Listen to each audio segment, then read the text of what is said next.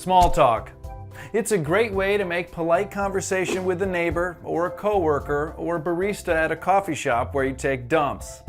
But due to the pandemic, you may be a little rusty when it comes to filling awkward silences with meaningless blather. That's why I'm here to help remind you how to make small talk. One of the trickiest parts of small talk is letting your acquaintance know you're paying attention to them without saying out loud, "I'm paying attention to your dumb story." That's why you need to use body language, which brings me to tip number 1. Do look your acquaintance in the eye. Do not poke your acquaintance in the eye.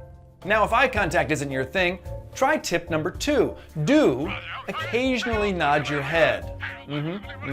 Do not occasionally spin your head backwards. Does that make sense? Great. Now that you understand body language, let's move on to tip number 3. What should you chat about? I recommend centering your small talk on one of 3 topics: the weather, the weekend, and your sleep disorder. Let's begin with the weather. The key thing to remember here is have a strong opinion. The weather has either been really nice or really terrible. Let's take a look at what not to do. The weather has not been a factor in my life. Precipitation levels have neither affected me positively or negatively. Okay. You see how Roy didn't take a strong stance about the weather? Without having an opinion, well, Desi has nothing to respond to.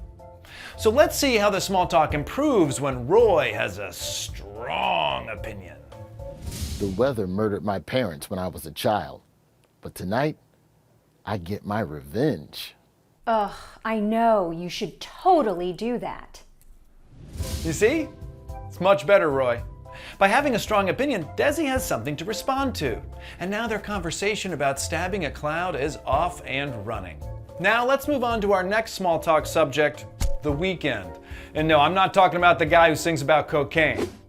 The key to making small talk about the weekend is asking the right question on the right day. Monday, ask about the previous weekend. Tuesday and Wednesday, don't talk about the weekend.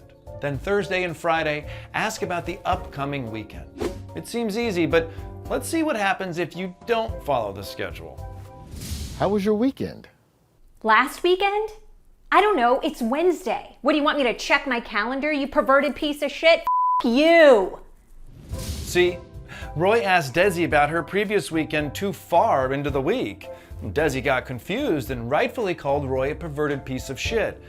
Let's see what happens when Roy asks that same question on a Monday. How was your weekend? It was nice. Saturday I went to the park with some friends, and Sunday I took my revenge out on a cloud. That sounds relaxing. And there you go. By asking the right question on the right day, Desi can respond, and now their conversation about stabbing a cloud is off and running. That's great work. And finally, our last small talk subject, your sleep disorder. Unlike our first 2 subjects, this is a great topic for when you want to politely end small talk. Simply mention your sleep disorder and then fall asleep. The person you're talking with will leave, and you'll be free to carry on with the rest of your day. The only thing to remember here is that both people shouldn't use this same strategy at the same time. Otherwise, trouble results. And those are all of the differences between quinoa and cauliflower rice. Oh, I'm sorry. I just got diagnosed with narcolepsy. Excuse me. That's so weird. So was I.